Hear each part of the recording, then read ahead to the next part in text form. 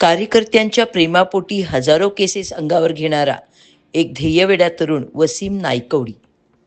एक वर्ष तो जो भाग आहे किंवा तो जो म्हणजे भूखंड आहे तर त्या ठिकाणी कुलप लावलेली आहेत आणि ठराविक काही एक नगरसेवकांचा वरदहस्त तिथं आहे किंवा त्यांच्या मार्फत जे येणारे कराटे क्लास आहेत तर फक्त तेवढ्यासाठीच तो भूखंड म्हणजे ती बाग ओपन केली जाते आणि त्याच्यानंतर त्याला कुलूप लावलं जातं. वारंवार महापालिकेकडे बऱ्याच लोकांनी तक्रार करून अजून सुद्धा त्याला कुलूपच आहे. तर मग याकडे आपलं लक्ष केलं नाही का? आपण नवीन जे डेव्हलप करणार आहे त्याच्यापेक्षा जे जुनं आहे त्याच्याबद्दल आपण काय सांगाल?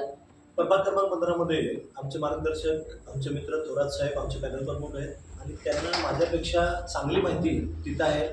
त्यांनी दादांनी जे 50 कोटी रुपये दिले होते सांगली जिल्ह्यासाठी तिथं जे 4-5 कोटी रुपये मिळाले होते तिथं विकास त्यांनी बऱ्यापैकी केलेला आहे. आज तुम्ही जाऊन जर तिथं बघितला जे बुधवार आठवडा बाजार भरतो तिथं चांगले रस्ते, चांगली गटारी, ड्रेनेजची सोयीस्ता आणि जे स्विमिंग टँक आहे तिथं जॉगिंग ट्रॅक महिलांसाठी उपलब्ध करून दिलेला आहे. याविषयी माझ्यापेक्षा चांगली माहिती तुम्हाला थोरात साहेब देऊ शकतो. ठीक आहे.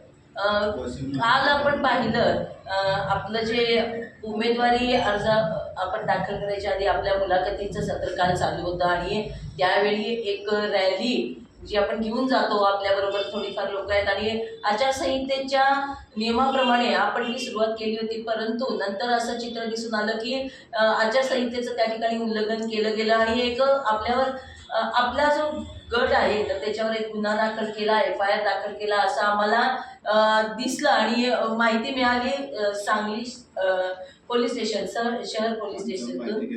तर त्याच्याबद्दल आपण काय सांगाल? यामध्ये आपल्या सगळ्यांची नावं आहेत. ते बघा, मला आत्ता तुमच्याकडनंच कळतंय की आमच्यावर गुन्हा दाखल झालेला आहे. पण काल आम्ही आमच्या वरिष्ठांनी आम्हाला बोलवलं होतं मुलाखती घेण्यासाठी, शक्ती प्रदर्शन दाखवण्यासाठी. काही मोजकीच लोक घेऊन आम्ही त्या शक्ती प्रदर्शनासाठी जाणार होतो. पण गेली 15 वर्ष ते 20 वर्ष आमची परंपरा चालू आहे. माझे वडीलही नगरसेवक होते, आमचे काकाही आमदार आहेत. आमचं म्हणजे पुढचं पूर्ण खानदानच राजकारणात आहे आणि राजकारणातून जे समाजकारण आम्ही लोकांसाठी केलेलं आहे त्यांचा ते उत्सुक आम्हाला प्रतिसाद मिळाला. जे लोकांनी आम्हाला प्रेम केलं ते आम्ही थांबवू शकत नाही. जसं जसं लोकांना कळलं की वसीम नायकवडी थोरात साहेब मुलाखतीसाठी जाणार आहेत ते स्वतःहून आमच्याकडे आले आणि आमच्या रॅलीत जुळत गेले. त्यामुळं मग ते 2चे 4 झाले, 4चे 8 झाले, 8चे 800 झाले आणि 800चे 8000 झाले. मला माहिती नाही की लोकांनी मला एवढं प्रेम केलं. एक घरचा उमेदवार म्हणून लोकांनी मला तिथं प्रतिसाद दिला. मी लोकांना कार्यकर्ता म्हणणार नाही का, तर हे प्रभाग म्हणजे माझं घर आहे आणि त्यासाठी माझ्यासाठी आलेले आमचे माता भगिनी असतील, आमचे आईसाहेब असतील, माझे काका असतील, माझे बांधव असतील, ज्यांनी मला प्रेम केलं त्यांचा मी सर्वांचा आभारी आहे. मला असं वाटतं की कुठंतरी विरोधकांना जे आपण म्हणतो की पायाखालची वाळू सरकलेली नाही तर विरोधक स्वतः घसरून पडलेले आहेत. त्यामुळे कदाचित त्यांनी आमच्यावर गुन्हे टाकाचा डाव हे आखला असेल. पण मी ठामपणे वसीम नायकवडी आज सांगतो की जनतेचं काम करण्यासाठी आणि जनतेसाठी माझ्यावर 1000 जरी गुन्हे दाखल कोण करत असेल तर ते मला मान्य.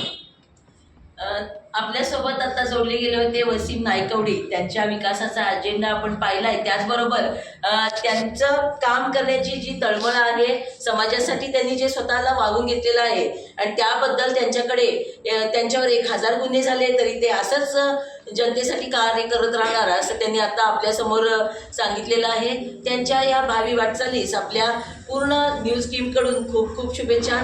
धन्यवाद. सांगली प्रहार न्यूजकरिता मुख्य संपादिका नीता पाटील.